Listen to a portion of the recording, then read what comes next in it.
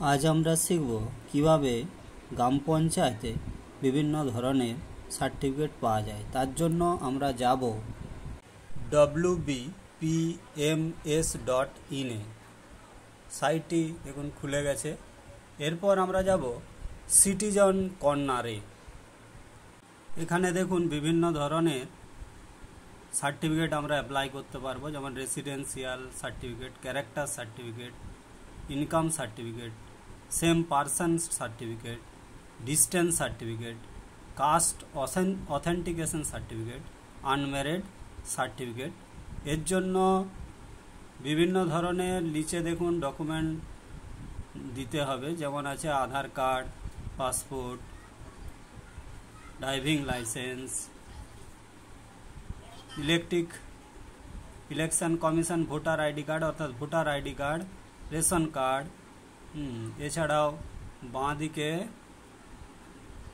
বাঁদিকে আছে MGNRG card issue by government. নিচে এরপর চলে যাব। এরপর I would like to apply click করে ফোন নাম্বার দিয়ে ওটিপি সেন্ড করব এবং ওটিপি দিয়ে সেটিকে প্রসিড বাটনে ক্লিক করলে ভিতরে ঢুকবো এবং ফর্মটি অ্যাপ্লাই করতে পারবো। এখানে দিতে হবে ডিস্ট্রিক্ট, ব্লক, গ্রাম পঞ্চায়েত, সংসদ, এগুলি স্টার মার্ক করা আছে, এগুলি দিতেই হবে। এরপর নিচে আছে আপনার সলিউশন,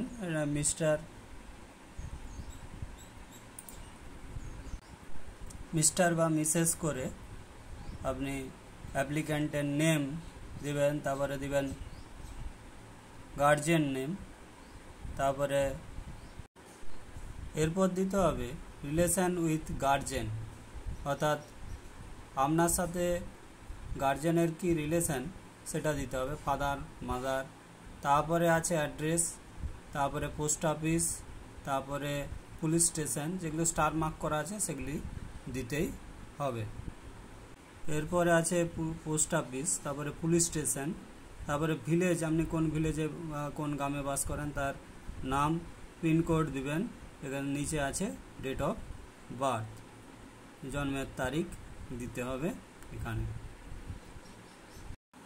এখানে বলে দিই ডেট অফ বার্থটি সিলেক্ট করার সময় আপনি সালটির উপর অর্থাৎ 2022 বা 2025 যেটি থাকবে তার উপর ক্লিক করলে পরপর সালগুলি চলে আসবে। আপনি আগে সালটা চুজ করবেন, তাই সালটির উপর 2022 বা 2025-এর উপর ক্লিক করবেন, তাতে চুজ করতে সুবিধা হবে। এরপর আমরা ডান দিকে চলে আসবো। কোন সার্টিফিকেটের জন্য আমরা অ্যাপ্লাই করব সেই সার্টিফিকেটে ক্লিক করব। আমি যেমন রেসিডেন্সিয়াল সার্টিফিকেটের জন্য অ্যাপ্লাই করব, তাই রেসিডেন্সিয়াল সার্টিফিকেটে আমরা ক্লিক করেছি এবং তারপর নিচে চলে আসব। নিচে ডকুমেন্ট সিলেক্ট করব।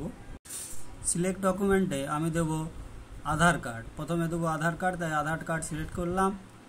ডকুমেন্ট নাম্বারটি অর্থাৎ আধার নাম্বারটি এখানে বসাবো। তারপর চুজ ফাইলে গিয়ে আমি আধারটি সিলেক্ট করব। দ্বিতীয়টিতে আমি ভোটার কার্ড দিলাম, ভোটার কার্ডের নাম্বার দিলাম এবং ভোটার কার্ডটি চুজ করলাম।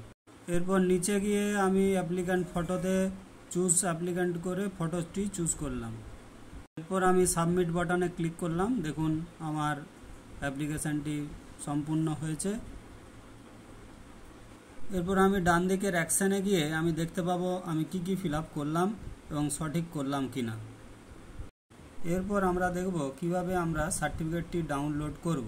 তার জন্য আমরা আবার হোম পেজে যাব। হোম পেজে যেয়ে আবার সিটিজেন কর্নারে যাব।